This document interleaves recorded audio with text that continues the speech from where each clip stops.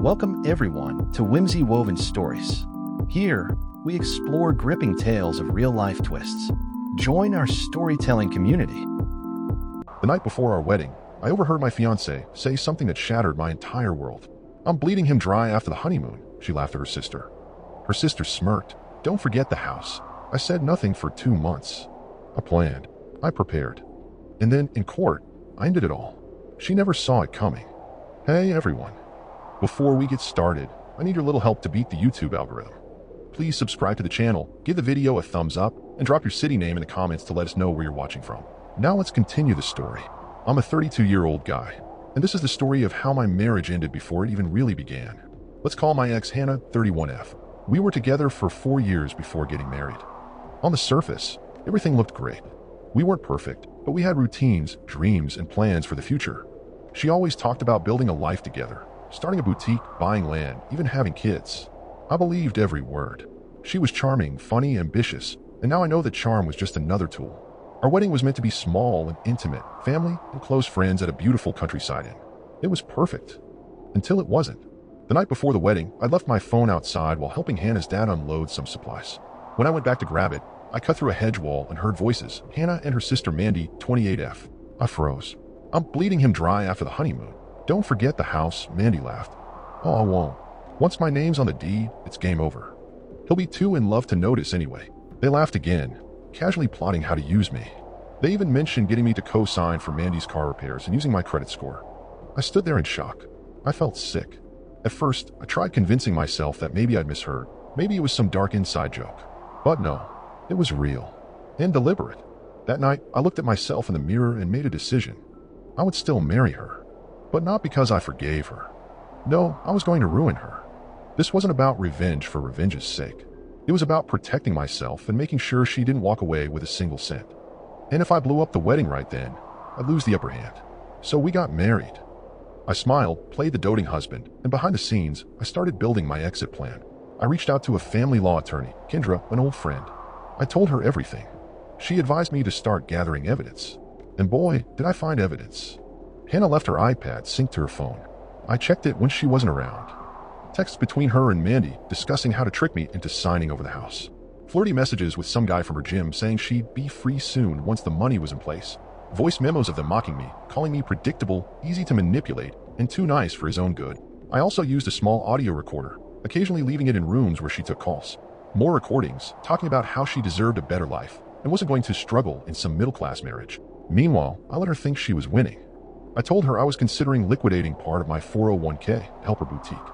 I pretended to be working on adding her to the deed of the house. I even agreed to meet with a financial advisor for our future. Then she asked me to co-sign a $40,000 loan for Mandy. That was it. I called Kendra and gave her the green light. We filed for annulment on the grounds of fraud, not just divorce. The evidence was overwhelming. When Hannah was served, she exploded.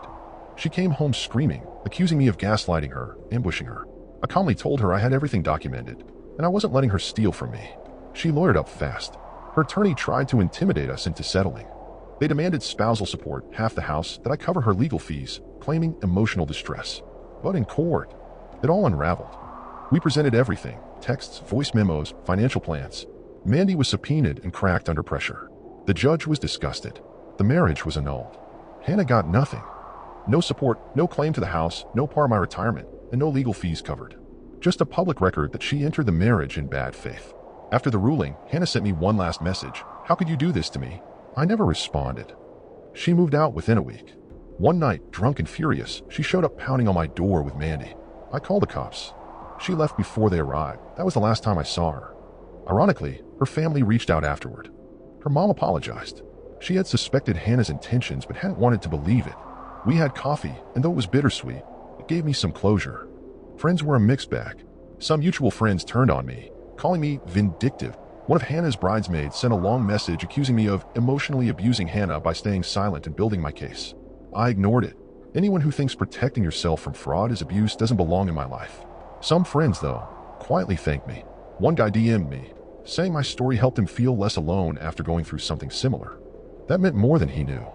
Meanwhile, Hannah tried to rebrand herself on Instagram, posting self-care quotes about healing from betrayal. Mandy vanished from social media entirely. The boutique never happened. Last I heard, Hannah was back working retail. I'm not gloating, but I'm not sorry either. The house feels different now. I repainted, rearranged, even knocked out a wall. Made it mine again. Therapy helped. I had anger, not just toward Hannah, but toward myself for being so trusting. But I've learned being trusting isn't a flaw. It's the person who violates that trust who should be ashamed. Am I dating again? Not yet. I want to be in a place where I'm excited about love, not suspicious of it. Almost a year later, life is peaceful. And then, out of nowhere, Hannah emailed me. Can we talk? Against my better judgment, I agreed, curious. We met at a cafe. She looked like a shadow of herself. Tired, trying too hard. You really made me look like a monster, she said. I laughed. That's because you were. She tried to spin it. It was just a joke. I was drunk. Mandy got in my head. I stayed silent. Finally, she said it. I came to ask for a second chance. I didn't hesitate. No. She looked stunned. I told her plainly. She nearly destroyed me, and now that her backup plans failed, she wanted to come back. I wasn't interested. 2 weeks later, Mandy called me out of the blue. You were right, she said. Turns out Hannah had stolen money from her too. Mandy apologized, but I had nothing to say. In the end, I realized this. The best revenge isn't public humiliation. It's living well enough to watch the people who wronged you destroy each other. I'm not angry anymore. I sleep better. And if Hannah ever emails again, straight to the trash, just like her. Thanks for listening. Share your opinion in comment section and also do like and subscribe to the channel.